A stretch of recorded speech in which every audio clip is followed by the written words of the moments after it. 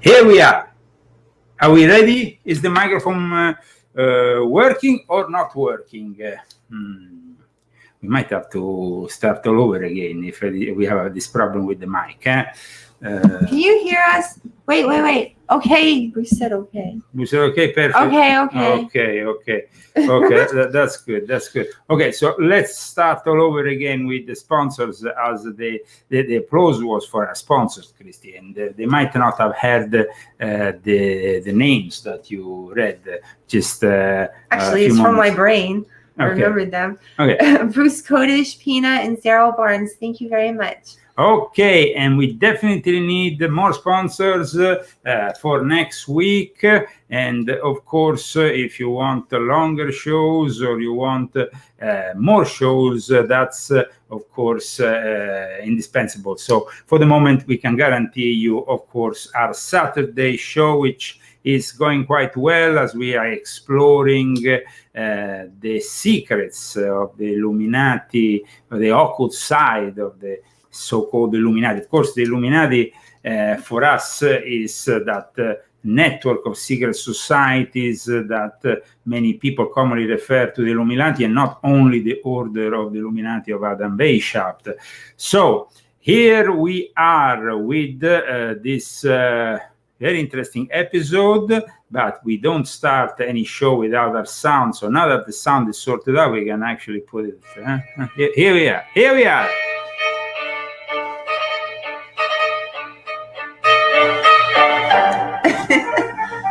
And of course, I have a couple of books that I will refer to today during the show. Books, of course, of my own creation. One is this, The Invisible Masters, The Puppeteer's Hidden Power. And then this other book, which is, no problem.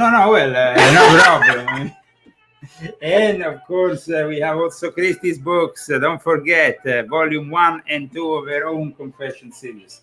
And this, of course, to support the work that we do.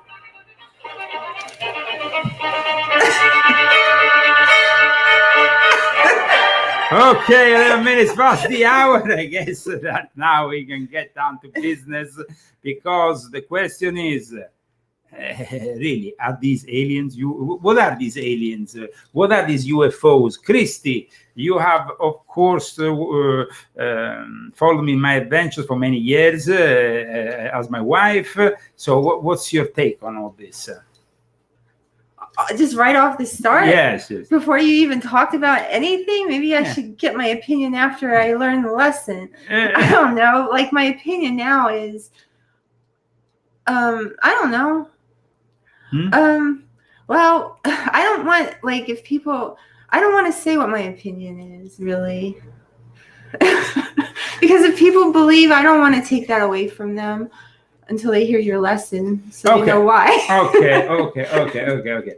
So, this is very important that we start really understanding what this whole phenomenon is, and the importance also, we have, for example, talked very much in my latest book about the importance of Aleister Crowley. And the importance of Aleister Crowley, once again, surfaces also for this subject in particular, because during the year of Aleister Crowley's departure, that was from Earth, from this state of being into another existence. That was the year in which we start having the so-called UFO sightings. So this is definitely not a coincidence for those who know about such things.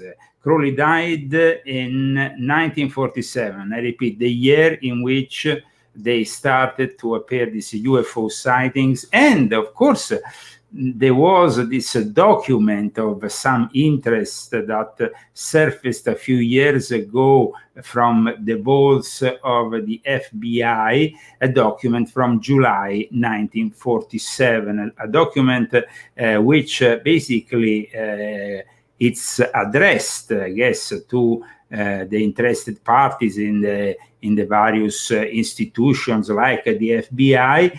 And this document comes from San Diego, so it comes just from a couple of hours away. The 8th of July, 1947. We are talking here about we have the Roswell accident happening. The Roswell accident is something that, of course, it's a legendary now. It's in the legend, but it occurred on the 8th of July 1947, that the Roswell Army Field issued a press release stating that they had recovered a flying disc. Then the Army quickly redacted the statement and said instead that the crash object was a conventional weather balloon. That's what they say. And that's what they say. But in the meantime, this organization sent this particular kind of document, which really we will go and analyze because it's of great importance. First of all, who is the author of this document that talks about interdimensional entities and whatnot, and uses terminology which is typically associated to the Theosophical Society. So here we start this show. Christy, sorry, you've been obfuscated. Okay, let's go back into this document in question, because when it came out, it created really a big stir. This memorandum 6751. This memorandum that basically carried the following details addressed to the interested parties. Now, I'm going to get Christy to read them, of course, and then you can make your mind up, because this is very interesting. What you are also getting your own glasses? Well, I would advise that we all get glasses here.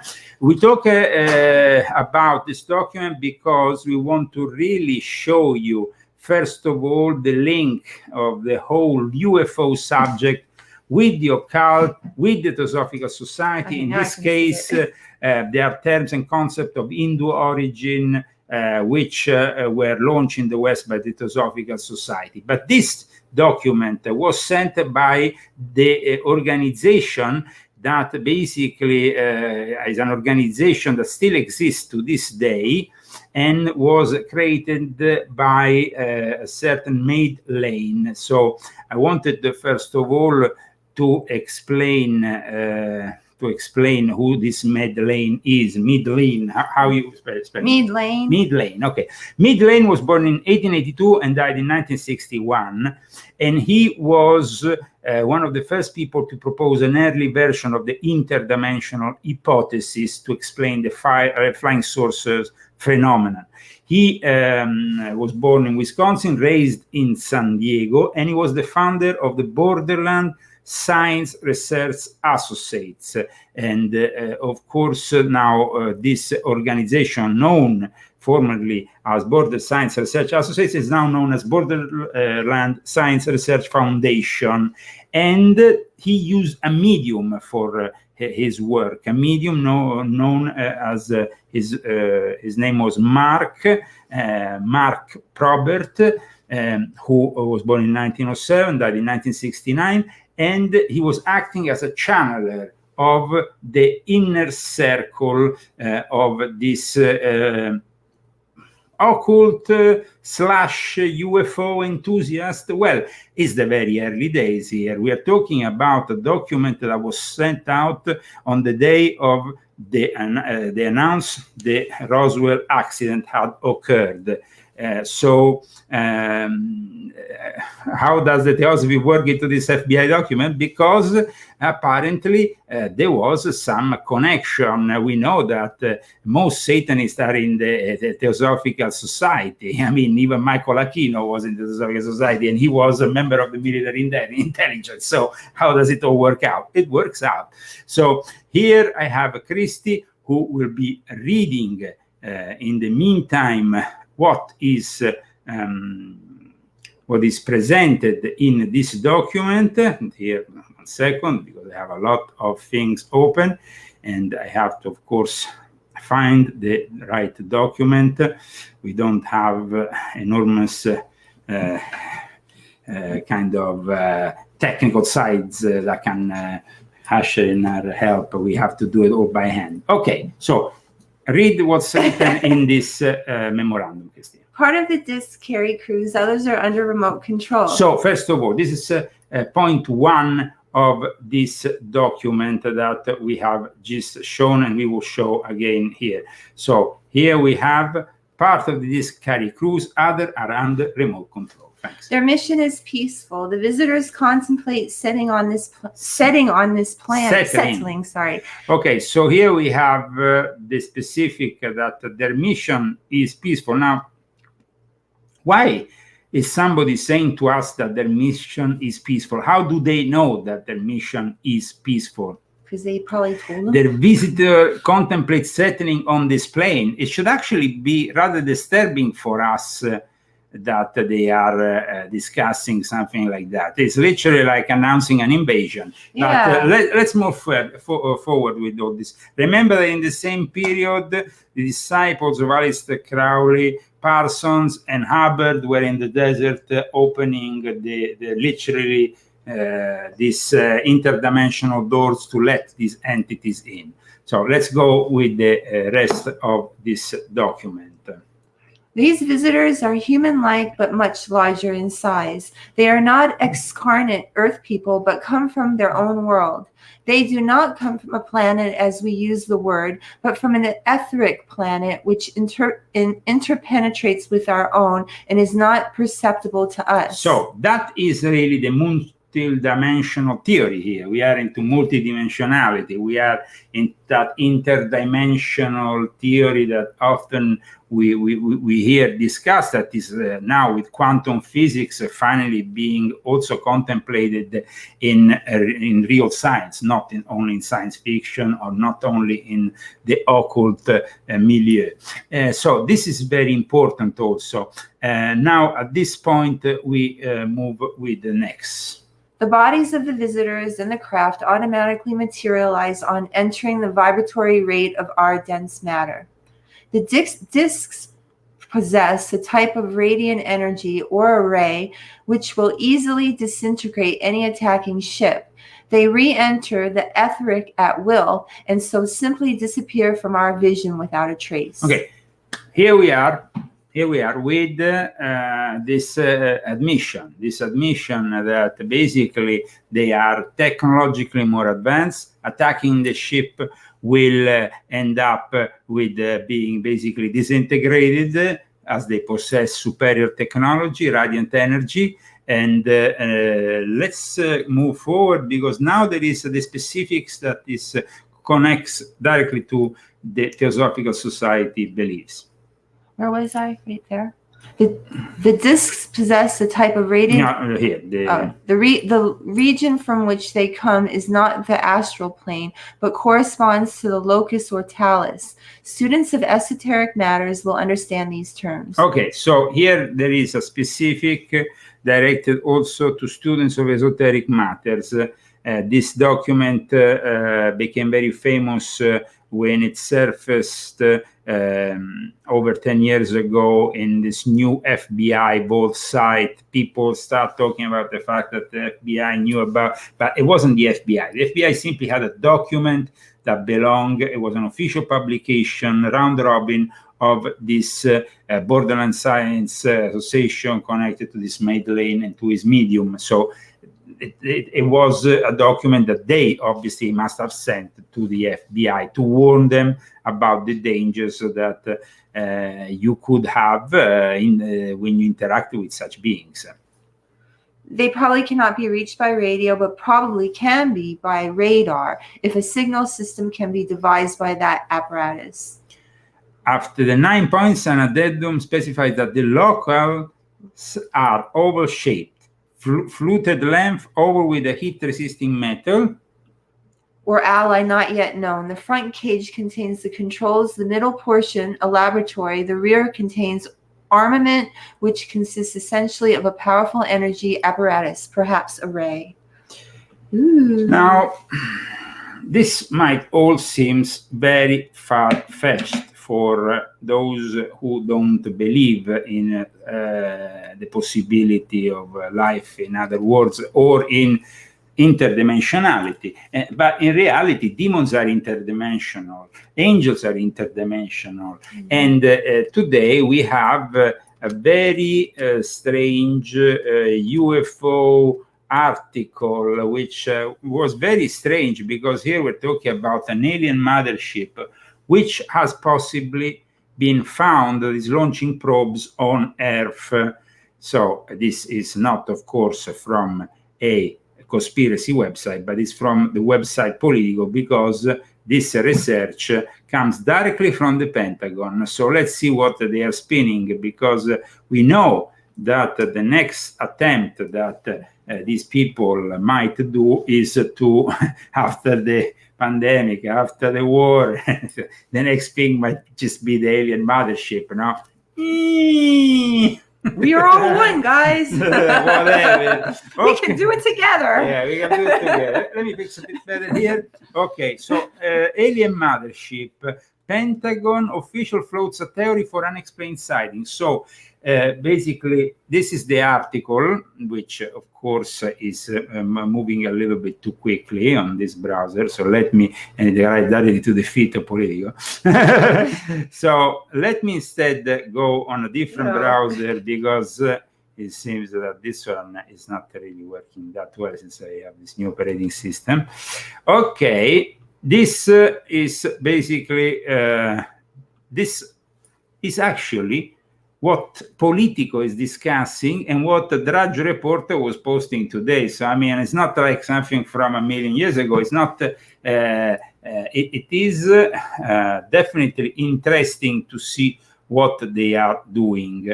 And so I wanted to show you, of course, and as usual, unfortunately, our technologic side is not that great. Kizzy, why don't you go and put the temperatures right down? Because you know that as soon as the temperatures go up, our computers tend not to work any longer. So, one astronomy professor called the notions high, questionable, and odd. The paper, though, this paper produced by the official in charge of a secretive Pentagon effort to investigate unexplained aerial incursions, has created quite a stir, because in a draft paper dated March 7, the head of the Pentagon All-Domain Anomaly Resolution Office and Harvard professor Avi Loeb teamed up to write that the objects which appear to defy all physics could be probes from an extraterrestrial parent craft. And I repeat, this is, of course, something that comes from Politico, and it's something that comes from the Pentagon. So it's not your average, and the paper goes on to compare the probes to dandelion seeds that could be separated from the parent craft by the sun gravitational force. It examines the physics and how the smaller craft could move through the Earth atmosphere to reach the surface, where they could be spotted by humans. Now, we have to understand, though, that since ancient times, humanity has interacted with these beings from other dimensions, and at times has invited them in this dimension. This was the whole thesis of my book, Invisible Master. And of course, I also talk very much about it in volume 4, aside from giving also other elements on the UFO hypothesis in volume 7 of my confession. So these entities, because then you have these days people like Stephen Greer, who now is very popular, who has devised almost a system,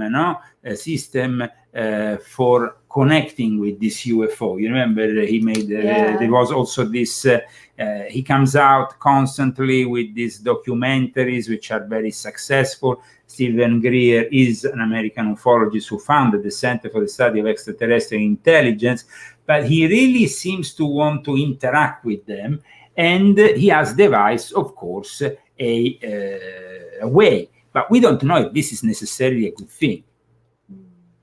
No, because, okay, the occultist knows exactly what these beings want, knows what he has to give to them in order to get something, but he also knows how dangerous it is to not give anything to these beings and ask something. Stephen Greer is, like somebody is saying in the chat, founded by people like the Rockefellers. He's connected, of course, with politicians like the Clintons and so on. Stephen Greer is definitely a guy that I see as highly questionable. And at this point, we need to understand, though, where all this is coming from, what's been going on since Roswell. We had a lot of disinformation. We had projects, of course, to push this information. But then suddenly we had also this connection between the occult and, of course, the UFOnauts, the UFOs, now known as WAP, which increased with the help of a character called Kenneth Grant. Kenneth Grant in the early 70s launched a series of books. Kenneth Grant has been definitely a very important figure. He was working with Aleister Crowley for a number of years. He helped them out. And Crowley in 1944 wrote to one of his students in California that belonged to the lodge in California, which was the lodge that was founding him with Parsons and all those people. My observation of the universe convinced me that there are beings of intelligence and power of far higher quality than anything we can conceive of as human. The one and only chance for mankind to advance as a whole is for individuals to make contact with such beings. Well, I will definitely not trust Aleister Crowley, but like I said, Aleister Crowley was one of the people, of the many occultists, but I think the one that had more luck with these beings, because he was the one who, after the Alamantra workings, launched with this image that was published in a commentary to in one of his books to Madame Blavatsky. He had basically drawn this image. This image becomes the basis for the modern grays, let's say, because this is what it is. I mean, you don't have any ears, probably you don't have an asshole, as William Burroughs used to say, because he said aliens don't have an asshole. In any case, this being, the lamb, this entity which Crowley channeled during these sexual magical operations that were conducted in New York in a building. Did you say sexual magic? Sexual magic. To make this alien things? Yes. Sexual magic to do this area of things in what is known as the Alamantra workings that were conducted in Central Park West in that building. Which I know what you're going to say. Which is always the same Rosemary's Baby building that your grandmother lived in. It's always the same building. A lot of stuff happened in that building. A lot of things that happen apparently in that building. But in any case, Crowley and his lamb image were kind of like he drawn this image. Then he of course had this encounter with this woman, one of his Scarlet Women. Then he went on to something else because he returned to Europe after, of course, having traveled. He came here to California, went to San Diego, even went to Tijuana, went to Los Angeles. So Hollywood laid the basis for all this evil that manifested particularly in California. I mean, when Jacques Vallée, who is still alive, who is also portrayed, I think, in Encounters of the Third Kind as that French professor, he basically talked about where a typical UFO cult will spring out of. He always said maybe Southern California, near the desert, the Mojaves, the ideal kind of setup. And I think that this regards one character above all other characters, a guy which himself, I want to actually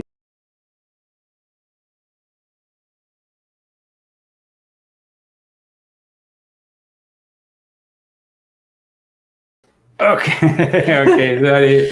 Okay, you walked over me. No, well, I was actually in the desert the other day, and there was in a restaurant where we go, a publication that picked up of an old article on what used to be these conferences they used to have here at Giant Rock, which is basically here, not too far from here, in the desert.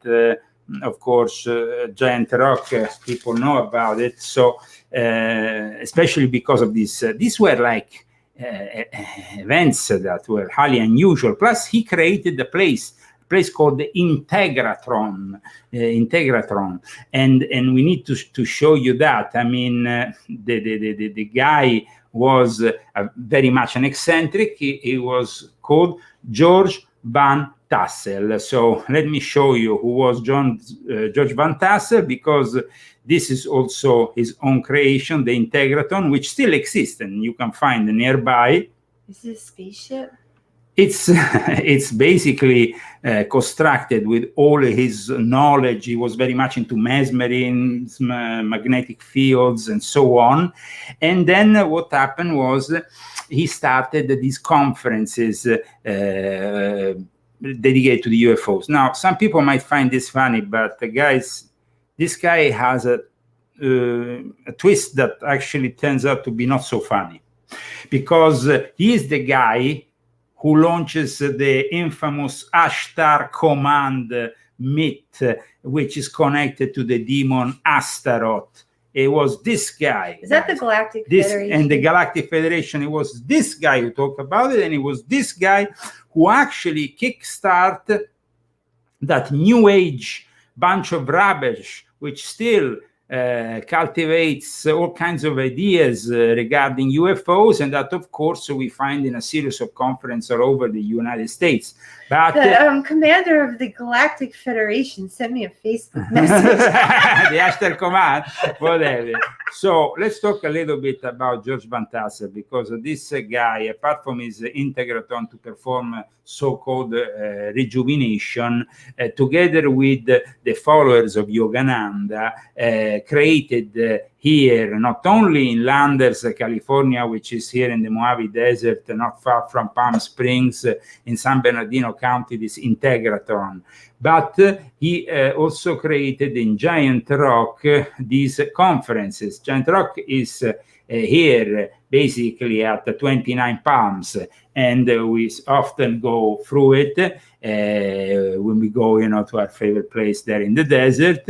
And basically Giant Rock was the place where he was attracting a large number of followers for many years. I mean, I want to show you some articles here, Christy, that can make you understand what these people were doing since the 50s.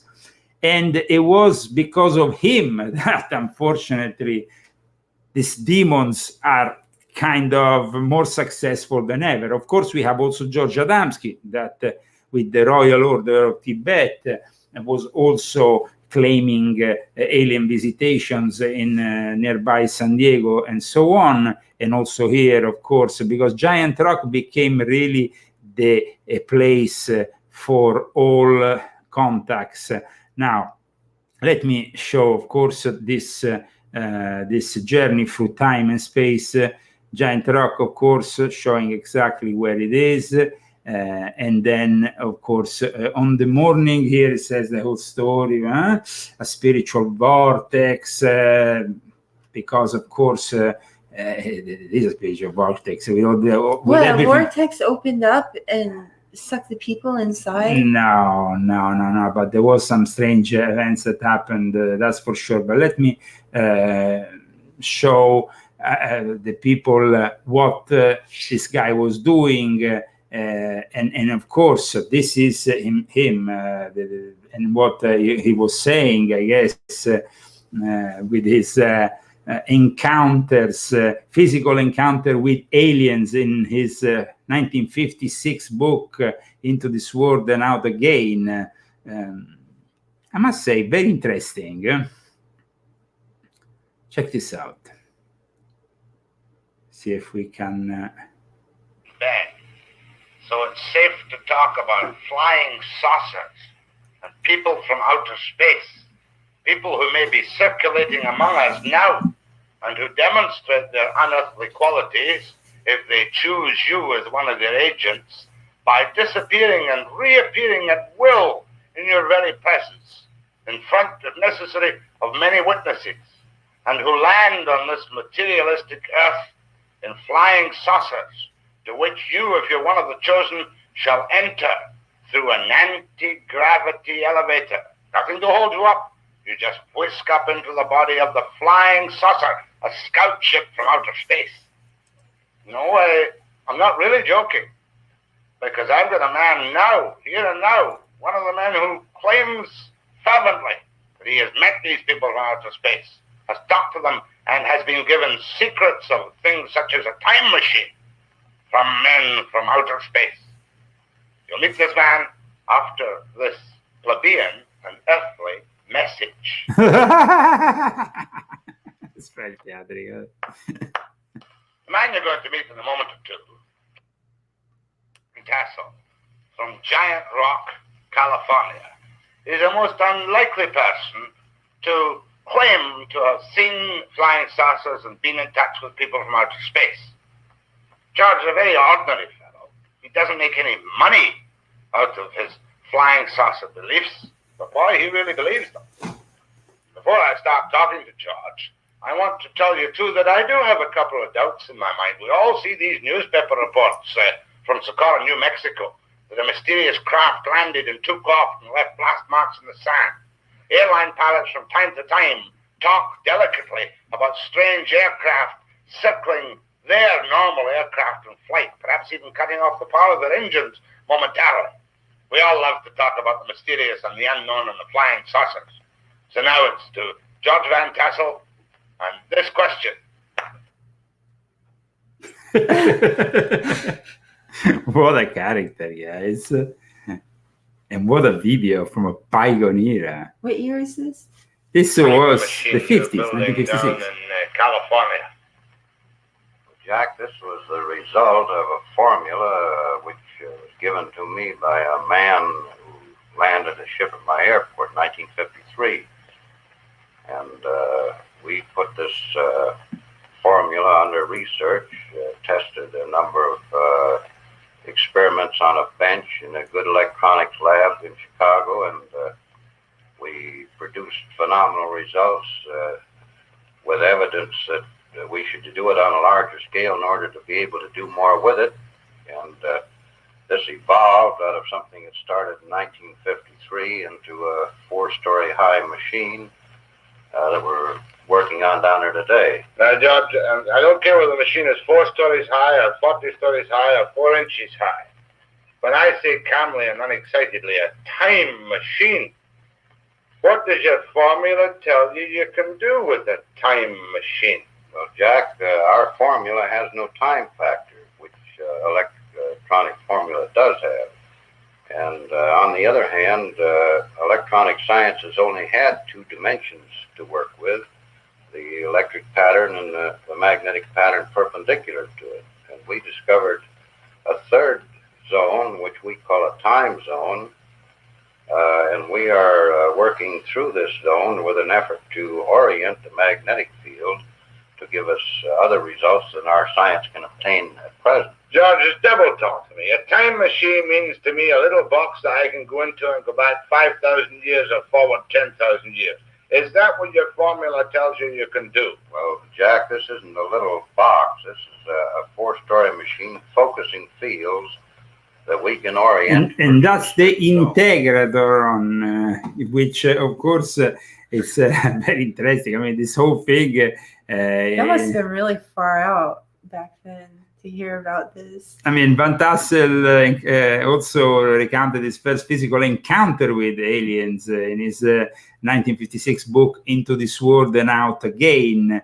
it's definitely one of the most unusual stories here. Let's remember, though, what happened after, because he really launched a movement of incredible proportions here in the desert, a movement that for over 20 years pushed people from all over the world to come and visit nearby. And it was definitely a blast from the past, as the Desert Sun calls it. And there is some great images that I can show you here of these conventions that were held next to the Integratron. No? So here, of course, we take off the Desert Sun publicity. And here we are. This is Giant Rock Airport Cafe information. Group gathered around Giant Rock to listen to a speaker during 1965 convention in Landers. It was in 1965. Okay, here we have, as you can see, a lot of cars from back then, a lot of people it's interested. Like contact in the desert back then. This Giant this is Rock. The first one. But definitely much more picturesque. They were much more daring in the middle of the desert. And then there had been the sighting of the actual photo was taken by a Brazilian Navy, but it is apparently similar to the one that was done over Giant Rock Airport. Here is, of course, the Giant Rock Convention from another angle, from 1965. And we have the 1966 one. We have 1966, as you can see. It's interesting to see here in the nearby desert what they were up to. There was, of course, a lot of talk about also, I mean, let's remember, a lot of followers that were connected to Theosophy, to Yogananda, doing meditation and so on. And this, of course, much earlier than when the whole thing started with, of course, San Francisco and the flower power generation. A falling light appeared on the same hills towards Yucca Valley in 1966. There were no roads anywhere near the site where the strange light seemed to brighten and diminish so that is basically more or less also the place where I made my first convention here when I arrived, and it was the convention to present the book that is known as Invisible Master. But let's continue, because, like I said, this guy is also responsible for this whole Ashtar Command nonsense. He was the one who launched this whole thing. So apart from the conventions, Van Tassel was a classic contactee, like George Adamski, like Truman Betterum, like Daniel Fry, like Orfeo Angelucci. There were various ones. And he hosted this Giant Rock Spacecraft convention annually beside the rock from 1953 to 1978. Imagine that. And he attracted as many as 10,000 attendees at the time, literally in the middle of nowhere. And I mean, it wasn't like the fancy hotel here in Rancho Mirage, Palm Desert, wherever they do the contact in the desert. This was a little bit more underground. Rustic. Yeah. And of course, there were connections also to the Air Force Project Blue Book, which, of course, Adamski. It apparently the only convention Adamski ever attended. George Adamski was, of course, very well known, George Adamski, because he's one of the most known contactees of those years that actually was photographing these UFOs and his interactions with them. And George Adamski, though, is also a guy who was connected to the Vatican. In fact, in Volume 4 of my Confessions, I show this pic with one of the diplomats of the Vatican, Alberto Perigo, who was also claiming to have direct contact with aliens after the aliens appeared in a cross formation on top of the Vatican. This was done, this photo, which of course portrays both Adamski and also Perigo, was done in a trattoria in Trastevere, where they were probably having a good time. And if you want to know more about it, volume 4, of course, of my Confessions, which is this book here, which also talks about our own experience in Roswell and our own experience around Area I think I could 51. say more now. I mean, about like how I feel about it, because I was thinking about it because you asked me before. Okay. Well, I mean, like before I had some experiences, which was in Italy, was my first like ever kind of experience like that. Before that, I never really had much of any experience at all, aside from watching movies when I was a kid, like those Close Encounters, and there was E.T., and then there was a lot of others, and then there was Battlestar Galactica and Buck Rogers. So we had like all these different shows. So I put it in my head about, you know, the space and the final frontier, and these are the, you know, whatever. So, you know, that was in my head, but it was more like a fairy tale. It was not real. It was like a fantasy for me as a kid. And then I just kind of threw it away, and I didn't think about it anymore. I wasn't like one of those people that was looking for UFO anything. I didn't care. But then I noticed when I got to Italy and I started to read things like when I started to read books about the occult, honestly, I was moving further away from God when I was doing that. I didn't realize it. So, you know, the further away from God I moved, the more interested in the UFO thing I became. And I learned a lot during that time. And it's not good, guys. It's just not. I mean, I did have experiences. I know that there's life on other planets, and people shouldn't even like question that. I mean, of course there is. It's whether you should talk to them or not. That's the thing. And I'm going to tell you from my own experience that everything that brought me, when you are far away from God and you are studying that, you're not close to God. It's a lie. Those demons are lying to you. It's not true. That's what I'm going to say right now. It's not true. If you're close to God, you have no interest in that stuff aside from what we're doing today, you know. But as far as making contact with beings from another planet and all that, that shouldn't interest you if you're close to God and if you're a good Christian. So that's how I feel. And, you know, people really criticized me too. Like a lot of Christians criticized me during that time. Oh, you know, are you a witch? Are you and I was like, no, I'm not a witch. I'm not anything. I never practiced any kind of magic or anything like that. I was just, you know, collecting crystals, and, you know, I would do meditation and different things like that, but I never did anything. I was just reading books. But, you know, I got called a witch, and I got called this and that, and oh, and your crystals and this and that. But they were right. You know, they were right, because you're not very close to God when you're studying that so stuff. in their assertions, you think they were right? I was mad at the time. I was really mad. But now, like, when I look back, I see where I went wrong. And then so like my first book is kind of like my journey in understanding. And then my second book is where I really understood, you know, and I was close to God again.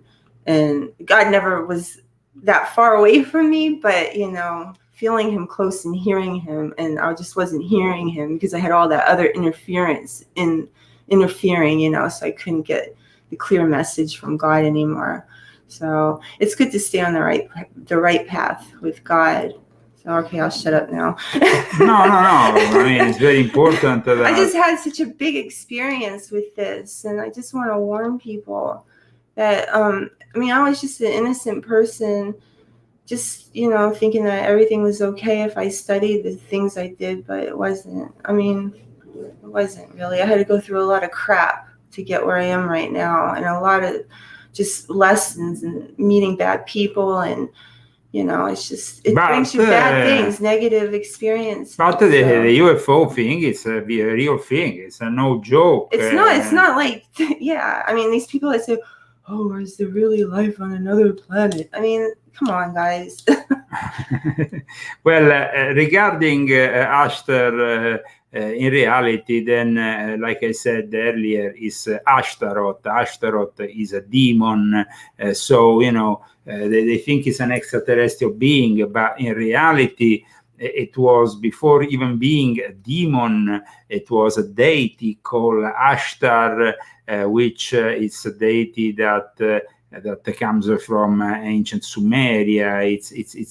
It's about time that we definitely clear up most of these mysteries, and that we also warn people about, these commands of the so-called Galactic Federation. Now, let me tell you, this is a deity, Ashtar. It's an ancient Semitic deity who basically identified also with the planet Venus. There is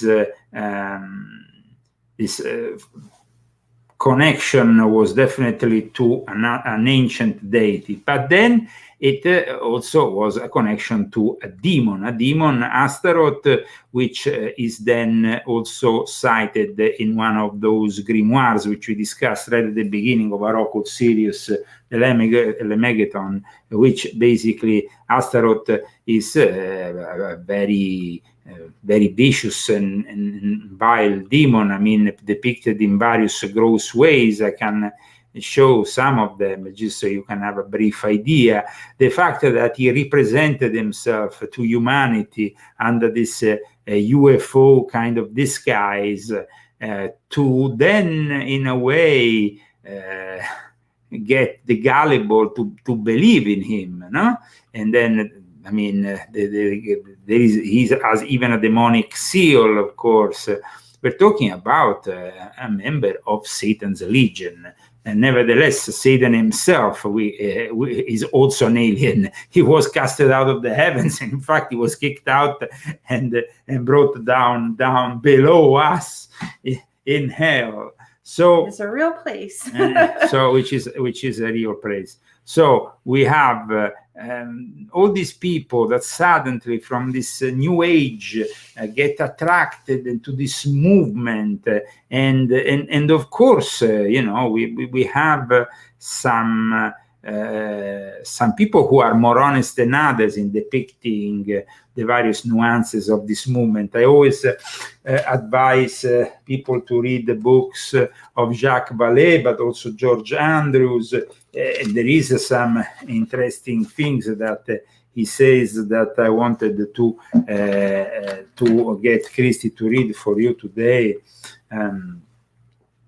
And of course, there is, George C. Andrews says, in Extraterrestrial Friends and Foes, ample evidence of sporadic UFO activity before 1947, but that year was nevertheless a landmark year. And it was, like I said, the year in which Crowley would depart from Earth. But that year was so a turning point, as from then on, UFOs have been reported on an unprecedented scale worldwide. The first major wave occurred shortly after the first explosions of the atom bomb. Let's not forget that. And of course, especially now that we are so close to a possibility of a nuclear disaster, a nuclear Armageddon. And of course, there is also another important discovery in that period that it's explained here and picked up by Andrews, the discovery of the unique properties of LSD. So then we have also another way of opening portals, a drug which is very powerful, like LSD-25. What else was going on within this time frame? Well, of course, like I said earlier, Jack Parsons was the government scientist who worked on propulsion techniques, but was also heading OTO Lodge that he kind of took over with Hubbard. They went here into the Mojave Desert and they tried to open literally the possibility for us to receive an Antichrist. According to Kenneth Grant in Outside the Circles of Time, which is a very important book, from which most of the information in the rest of this chapter of George C. Andrews is taken, basically during 1945 and 1946, Parsons was involved in a special project with L. Ron Hubbard, who later founded Scientology. Now, I go very much in detail about all this in Invisible Master. I discussed it also in Volume 4 because, as you know, there was also this CBS TV series, Strange Angel, this two, I think it went on for two series. No? This Strange Angel was basically something that I advise all of you to watch. It's a TV show, but it's a TV show that portrays very much in detail what was happening with Parsons Hubbard, but all around Parsons in Hollywood, in that Hollywood Babylon milieu, which of course I've discussed very much in detail in my latest book, Volume 8 of my Confessions. So as you can see, everything is interconnected. And with Ron Hubbard, they went into the California desert and did a series of magical ceremonies known as the Babylon Working, designed by Aleister Crowley, who died in 1947. Readers of so remember, correction made between 1904 and 1905, Winter of Witness, and that is, of course, also the connection to 1904, the revelation of the Book of the Law in Cairo by Crowley's wife, Rose Kelly, and that was another very particular episode. And, of course, Crowley left behind this drawing, Secret Chiefs, and he left it to Kenneth Grant, to not be confused with Kenneth Anger, who is another disciple of Crowley, who is instead a film director. Kenneth Grant was a British guy. He was in charge of a lodge of the OTO, which in the middle of the 50s, the New ISIS Lodge claimed a certain degree of independence from the American branch, and later on broke completely. And in fact, a few years back, when the OTO went on a rampage trying to create problems for anybody using the OTO name, the Typhonian OTO ended up, now it's called the Typhonian Order. And they have, they have basically, with Kenneth Grant, focus on this communication with these beings, these extra-dimensional beings, but also these extraterrestrial beings. Kenneth Grant basically said that his order was created to devise contacts with all these kinds of beings, both from this world and other worlds and other dimensions. So he basically created an order which is focused on that and creates around the Lamb a sort of cult. In fact, here we have a lodge. This is the Albion OTO Lodge, which I know very well, by the way. Yeah. Some of them were members of my lodge of the Fraternità Rosicruciana Antigua. This guy here, Rob. Ew, it looks so bad. And watch. Ew, they is have, that a girl? Yeah, and they have, like, you see, they have that image of the lamb on top. Why is it lamb? Because that's the name. That's what it's called, because it's a Tibetan name which means the way, which then is Lama, no? The way. Oh. So here, basically, as you can see, the symbol of on the ground, that is the symbol of Babylon, and then you have all the various Thelemic symbols. So here, well, those people were pretty funny to see them like this, but I must say that Robo was a pretty serious guy. This guy here on the right here was the guy who initiated me into the AA. This guy here. Well, not the guy with the sword, the guy who's dressed. This one. I like the way he conveniently covers his willy with his sword. No, that is not Rob. That is some other guy. I'm talking about the other guy with the ceremony. I don't know who the guy with the sword is. Never saw such an image. They all look like a bunch of clowns. Well, of course. Now, do you know that Charles Manson was also involved in a UFO sighting? Well, it happened. It happened with the Solar Lodge of the OTO, which was experimenting, and I talk about this, of course, in my books. This is the original document from 1967, which talks about the essential task of every is to obtain the knowledge and conversation, and then talks about the book entitled The Sacred Magic of Abramelin the Mage. Really? Yes, and increase. You see it here. It's all connected. And of course, they use this Abramelin the Mage, like other occultists have used Abramelin the Mage, this grimoire, which was written by a rabbi in Worms, Germany, a long time ago, and that was very successful. Now, this is the latest version, which actually has picked up on a lot of missing elements, and is actually through this version, which we have confirmed that another occultist also was using the magic of Abramelin the Mage, though he was using it without really disclosing its use. Here, the book of Abramelin in this latest version. I have many versions of this book, but this is a new translation, which has, in fact, also a foreword by Lon Milo, and compiled, edited by this Georg Den, and translated by Stefan Guth. This includes all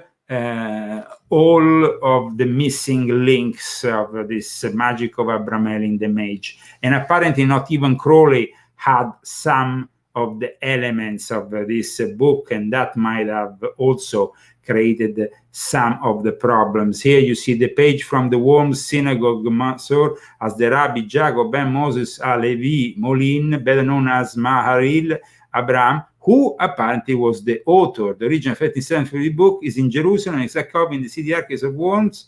Here we have, of course, also this, the Book of a New Translation, and it is rather incredible, and it's of course confirming also something else, a connection with this other important gentleman known as Franz Barton. Now, why is Franz Barton so important? Because he was connected, Franz Barton was connected to Adolf Hitler and to an occult group close to Adolf Hitler. There was some talk about these 99 lodges and these Masons using demonic evocations. And in reality, this guy here, Franz Bardon, this was him in 1947, but apparently he, this was the symbol of the FOGC, which was this secret society, which apparently they said that that Hitler was part of the Ephemeral Order and the Golden Centurions, which was a secret confraternity of 99 lodges with 99 members each dedicated to black magic. Now, some people say it's not true, but they say that in reality it was a group with a different name, and that it existed, and that they also use a special device that had been created by this Franz Bardon, which was the Tepaphone, which was a device, an extraordinary device to kill people at distance using only their photo. And wow, they could focus their energy there and kill the guy instantly. Franz Bardon apparently died in mysterious circumstances in the end. He was at that point he had gone back to his country of origin, which was under the control of the Soviet Union. And basically Franz Bardon ended up being arrested by the KGB that wanted to experiment with the occult. He didn't want to. And because he had some pancreatic problems, he asked his relatives to send him a piece of prosciutto, of lamb, how you say? Lamb. Lamb? No, not lamb. Prosciutto, how you say prosciutto? Ham. Sorry, not lamb, ham. So if it's not lamb, it's ham. Well, yes, a piece of ham, and he died. He died because he didn't want to be brought by the KGB to Russia, and he didn't want to participate to the occult experiments that the KGB was doing. So how did he die? He ate some ham and died? Yes. But did the ham have poison in it? No. He had a health problem, so he couldn't eat any kind of that kind of thing. He knew that though he would die if he had it, but that's why he asked some relatives to send him and to send him this ham into the jail, and then he could die. So it was to avoid then being brought to the Soviet Union, because he was apparently a member of the Nazi Party. He had been a member of the Nazi Party, but he was arrested and imprisoned in Brno, Czechoslovakia. He was from Czechoslovakia, though he was born in Austria, and basically that was an autonomous region of the Kingdom of Bohemia and the Habsburg monarchy at the time. And then he became he went to Czechoslovakia, where he had his whole family, and then Bardon officially died from pancreatitis on July 10, 1958, while in the custody of police. But the real reason is that basically he poisoned himself by eating something he shouldn't eat because he didn't want to. That's it. But Franz Bardon, why I'm talking so much about him, because he used the demons of the magic of Abramelin the Mage. Here there is actually some image that show him wearing a Nazi pin that was also in use by Adolf Hitler. And he basically, this was him and his family. And I have also here a bit of the various magic texts he was kind of following. In particular, his associate wrote this book that is about the will. It seems like everything was about the magic of the will, the magic of the will. So very much like Aleister Crowley.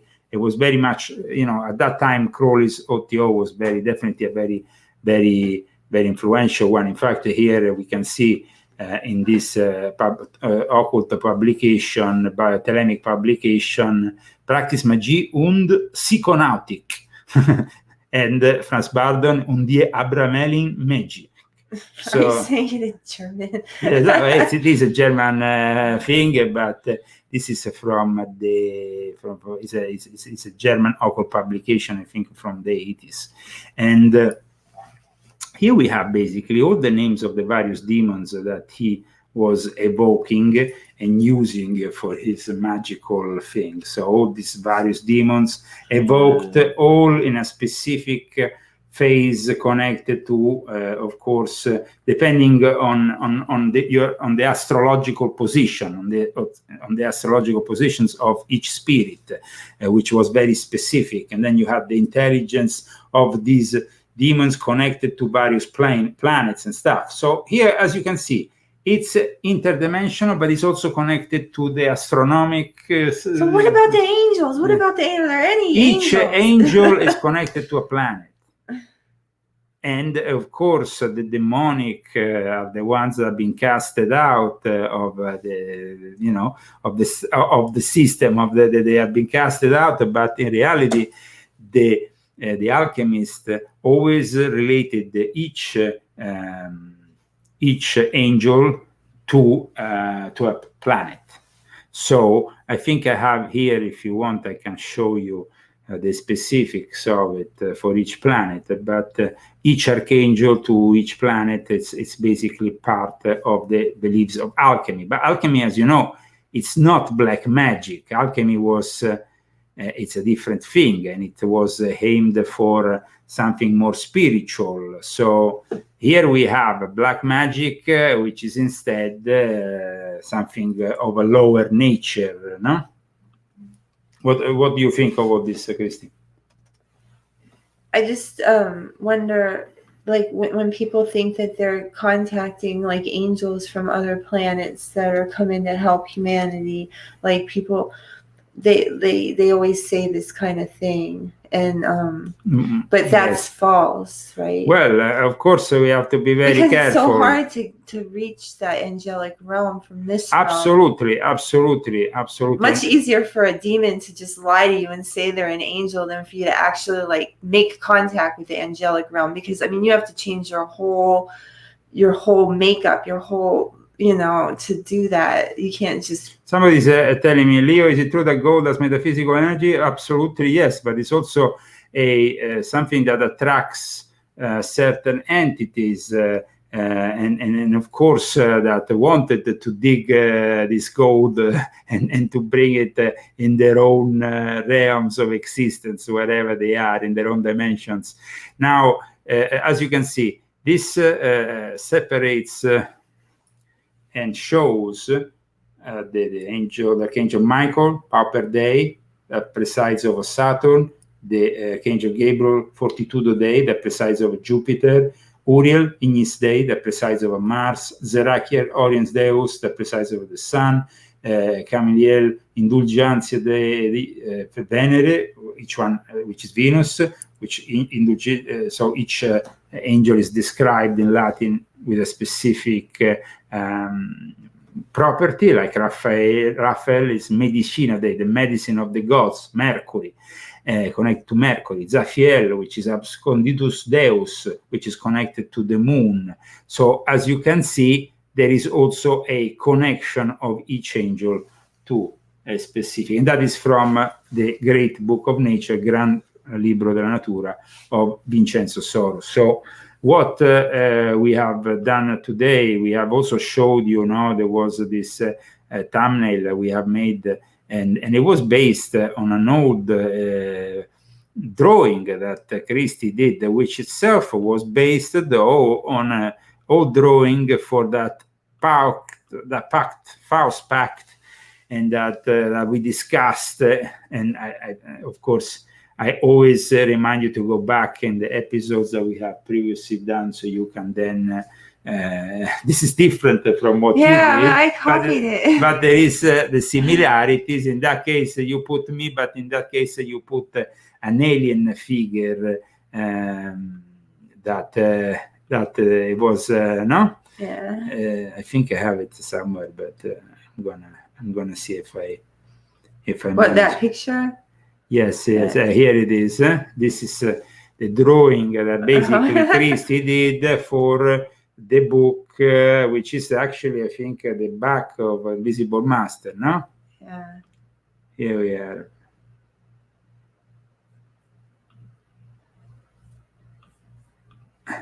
And here we have the alien rather than the demon, but it is in reality the same thing. Baphomet I drew he has a beer belly, and then his up there.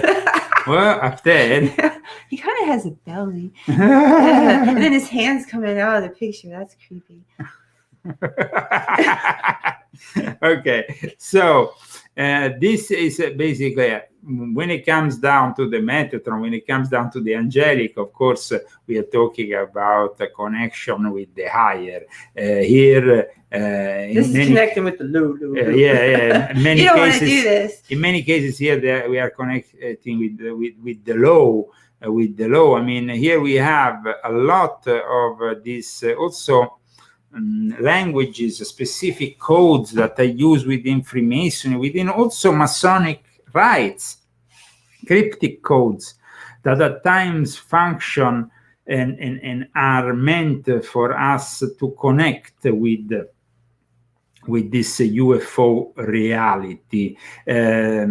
Somebody, Brother Corey, was asking about the flying ships in Egypt, in ancient Egypt, from the ancient times. Well, of course, they are. In fact, there was actually a conference we did with a Grand Master, Grand Hierophant of the Memphis and Mizraim, which Christie herself photographed after, and actually the photo is crazy photo. we actually showed it, I think. Did we show it in the past? I don't know if I showed it on here. Because the photo that she did of Giancarlo Seri, who is the Grandmaster of the Memphis and Mizraim, it was a very particular one. But why I'm showing you Giancarlo? He's the one that told me that he saw something around me when I was doing the occult and stuff. he's the one that talked about ancient drawings in in Egypt that he himself saw, which of course depict unknown objects. And actually, there is Professor Alberto Tulli, former director of the Museum of the Vatican, who says that the royal annals of the pharaoh Thutmose III, who lived between 1483 and 1450 BC, revealed the unknown object with the same characteristics as the so-called flying saucers of today, and were often seen in the skies of Egypt in those days. So we have also, though, at the end of Lucifer Rising, the movie of Kenneth Anger, the famous, infamous filmmaker, which also I talk very much about in Volume 8, there is actually the UFOs that appear in the skies of Egypt at the end of the film. Yeah. So that is also something very important. Somebody is asking me if Leonardo da Vinci was into the occult. When you talk about the occult, you have to understand that back in da Vinci's days, there were not so many compartmentalized sciences, and you might have been open to a lot of things. Even Isaac Newton was open to alchemy and to esoteric content, and to study it and to write about it. And of course, Leonardo da Vinci was a man of science, but he was also somebody who reflected his age, and in some of his writings there is definitely a more esoteric tone, though they are definitely not the most known. And of course, most of his paintings have esoteric messages hidden and nuances hidden in the paintings of Leonardo da Vinci. However, this thing about him being one of the grandmasters of the Pride of Zion, I think that's a little bit pushing it too further. But the fact that he might have been part of inner circles operating at the time that were also connected to what was a period. I mean, the period of time in which Leonardo da Vinci was living was a extraordinary period in the history of humanity. We have already discussed the Renaissance, the importance of the grimoires in that period, the hermetical content that surfaced, the importance of the emerald tablets, the importance of all the work attributed to Hermetes Trismegistus. So, I mean, it's definitely a man of his era. Now, we talked about Franz Barton, but it's very interesting to talk about Franz Barton because apart from his books about magical evocations, so Barton outlines a totally new and original hierarchy of magic, apparently, from the spirits of the four elements to those of the various planets. But in reality, now it seems that he's very much he has taken a lot from the Book of Abramelin, especially now that the Book of Abramelin has been revealed in its entirety. However, I will advise you to read Frabato the Magician, which is a book written by his secretary, Otti Votabova, who I find very interesting and might be useful. However, there is also the fact that Adolf Hitler says to have been connected to him through an order of black magicians. And there is actually an online book called The Shadow of the Dalai Lama that has recently shown a distinct possibility of Hitler having indeed been connected with the identical practices of both Mao Zedong also. Mao Zedong, Mao Zedong, as we know, is the guy who has created the modern China, who after his long march, conquered mainland China and brought it to the Communist Chinese Party. And of course, Mao Zedong was a Satanist, and he was practicing black magic just like Adolf Hitler. And this surfaces from the shadow of the Dalai Lama. We have just seen this kiss, the Dalai Lama, no, kissing this child, and people shocked. Oh, the Dalai Lama is kissing. Guys, the Dalai Lama is a pervert. I mean, I don't know if you know a bit about the practices of the Dalai Lama, but this book here definitely needs to be read for those who have maybe a more romantic approach to the Dalai Lama.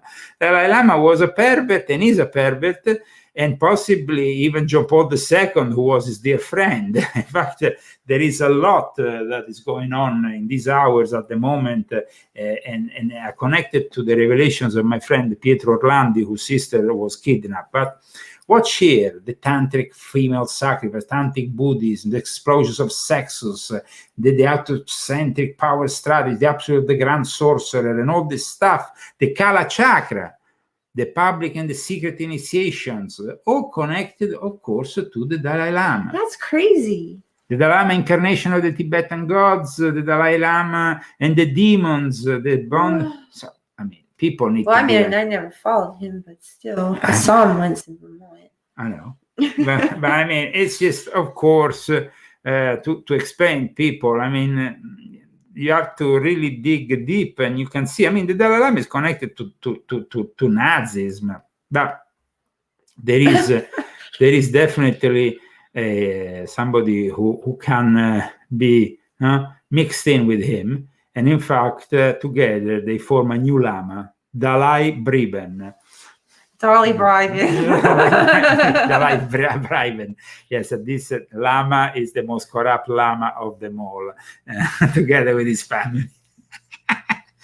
So we have, of course, seen all this. I wanted to introduce a subject which is, of course, being discussed very much. What are these aliens? What are not?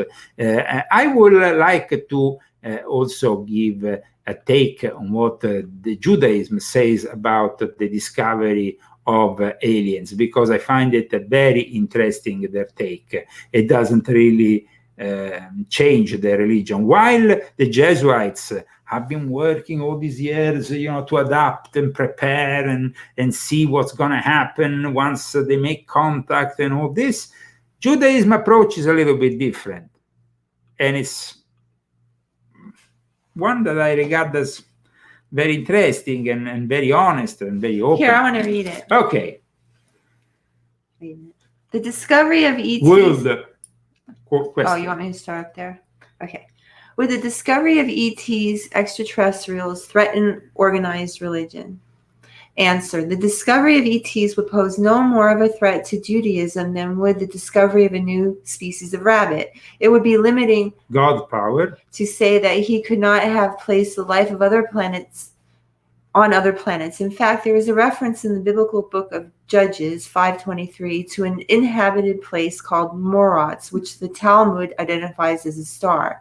But Jewish thought has always believed that the most weird and wonderful creatures are to be found right here on Earth. We can explore the remotest extremities of space, but still remain alien to our own humanity. The real secrets of the universe lie hidden in the depths of the human soul.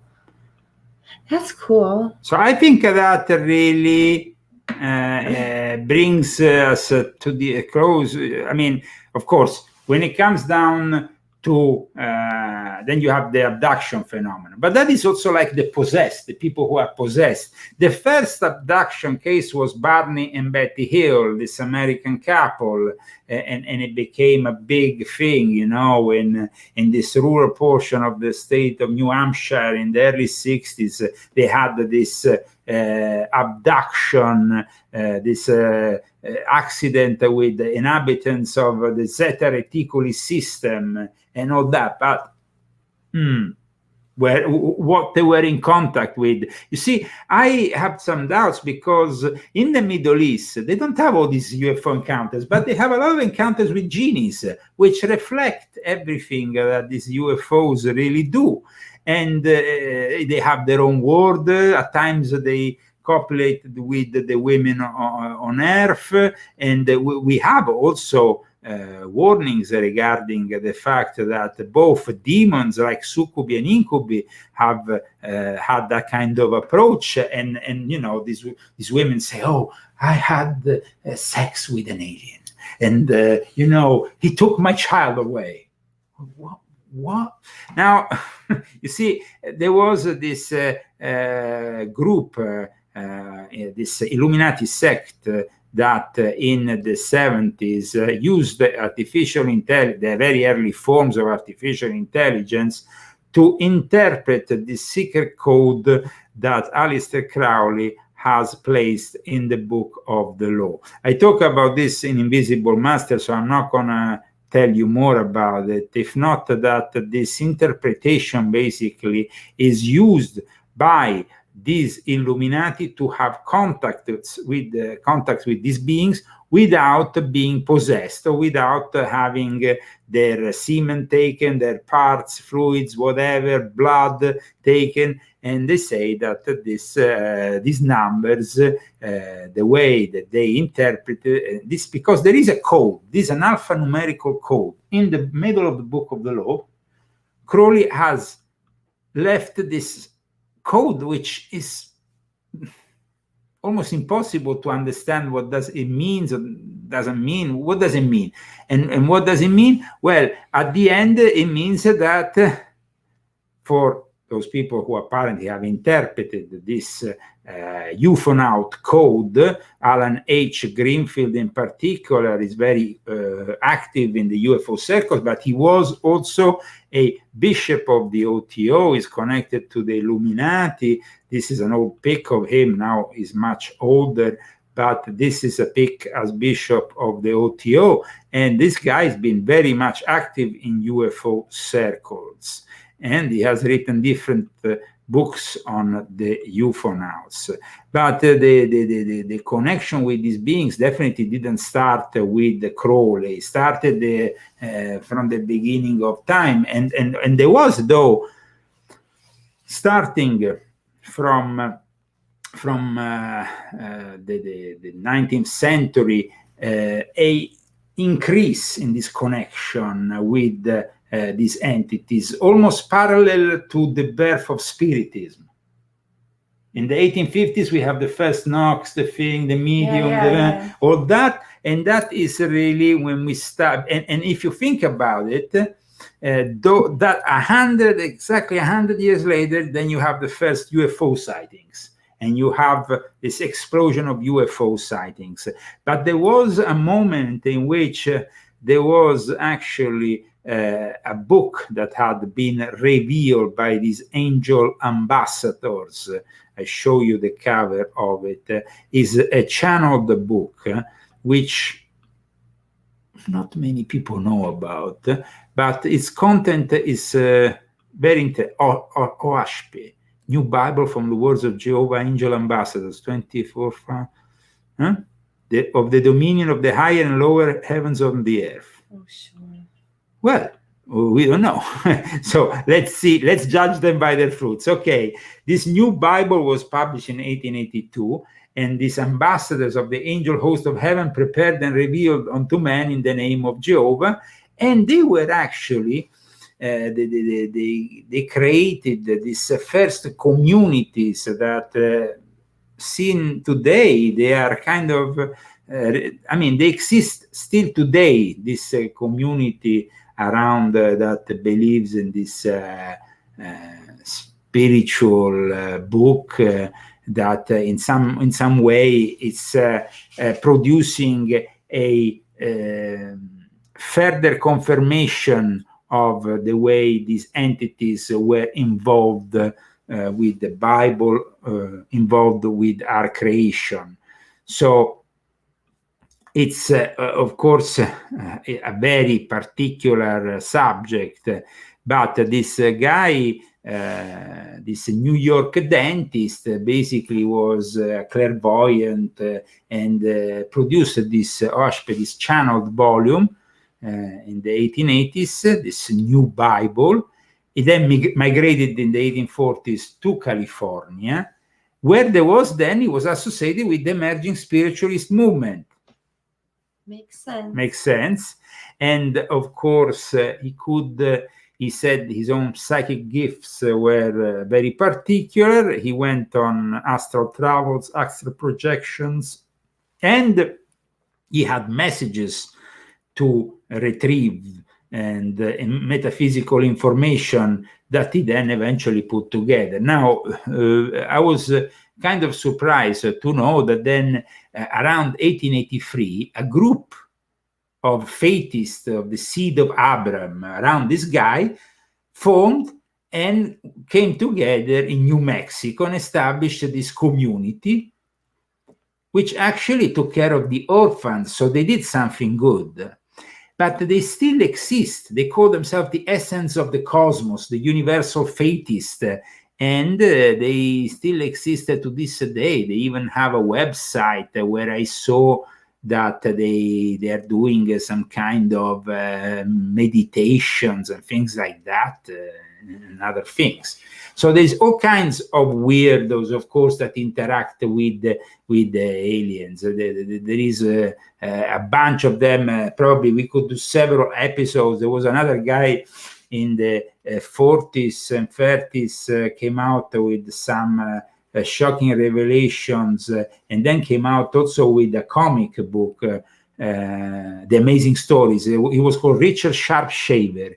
And he basically discovered an ancient language called Mantong. And apparently this ancient language is a proto-human language that some people think it's connected to ancient Lemuria. And however, he was then connected to a guy called Fred Krisman, who gained notoriety for his role in the John F. Kennedy assassination. And let's not forget that the killer of the brother, Rob Kennedy, was a member of AMORC. So, I mean, guys, there is a lot of things that we could go in and further discuss in today's episode. But there is definitely a bunch of cults and things, and they are described often by the books of Jacques Vallée, George C. Andrews. They used to be described. But nowadays, it's almost like the new age thing is normalized, and everything is like a package, and you go to this conference and you get the whole package, the weirdo gurus, the meditation, the ones that are going after the UFOs, the one that is selling you a book which you channel through an angel. I mean, this is what happens to the UFO conference, and you must admit, Christy, that is rather entertaining. And they're the ones that get all the donations. They get a lot of donations. They get the donations. We don't get but, but they get a lot of donations. They get a lot of followers. People seem to be obsessed with this nonsense.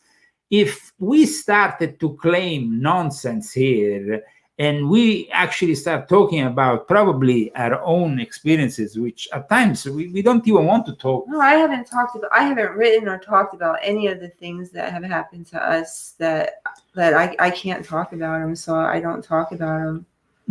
So I don't know if I'll ever be able to talk about them. I hope so.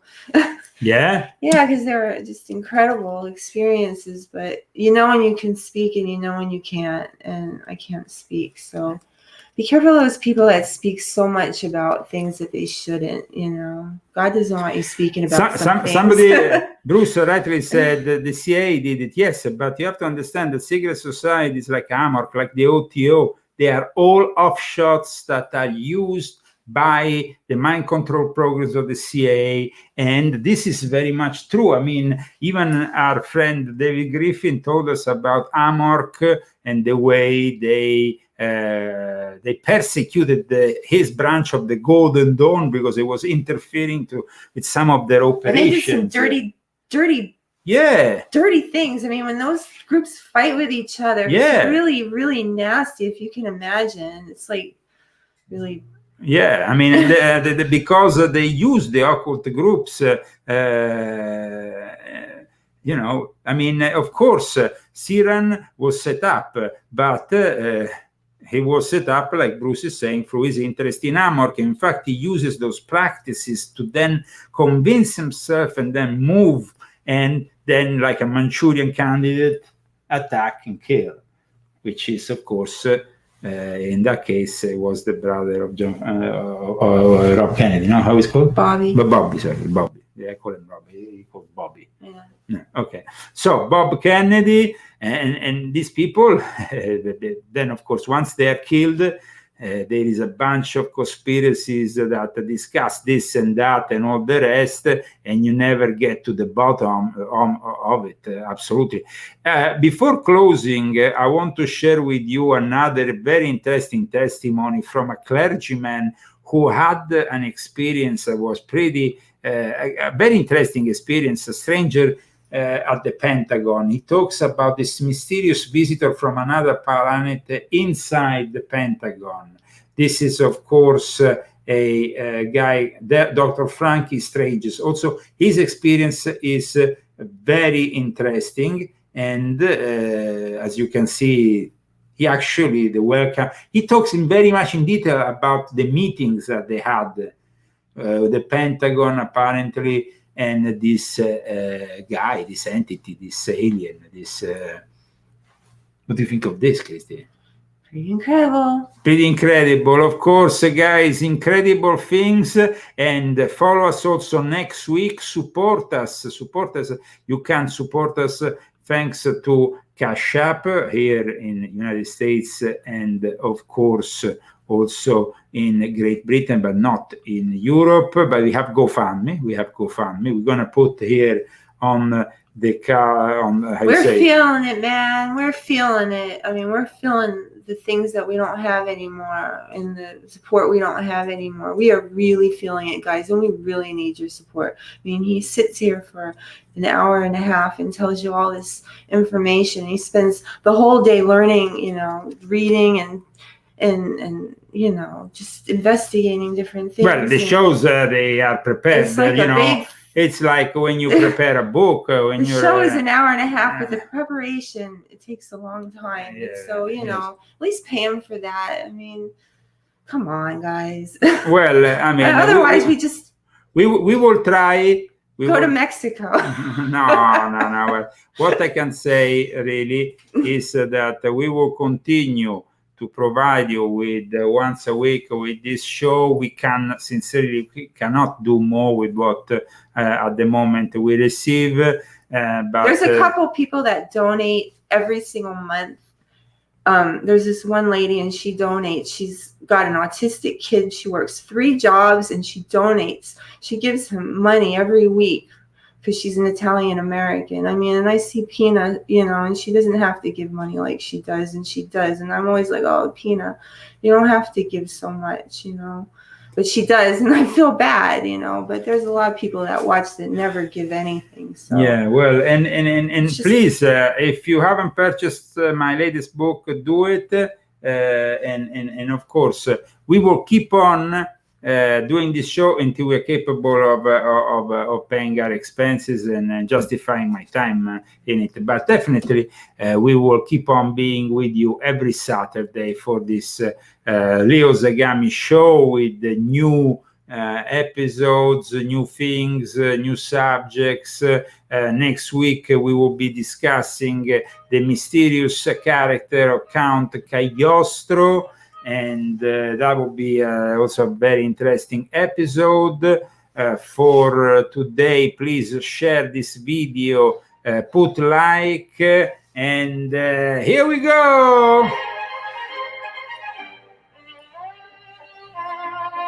We're not rich either. We're not rich. No. We're not rich. People tend to think that, but we are not rich. We dress good. We try to dress. Okay, we keep up the appearances, and we try to provide a show with serious research.